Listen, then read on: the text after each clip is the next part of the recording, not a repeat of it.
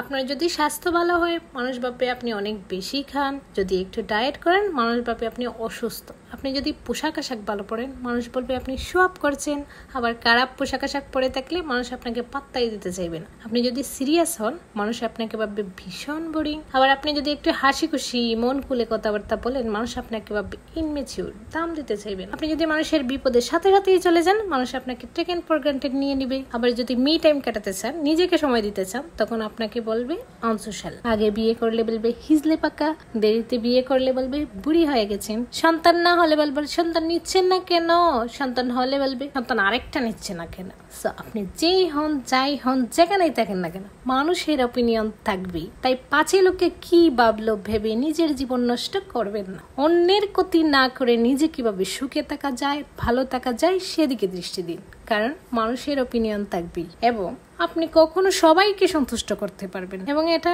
দরকারও নেই।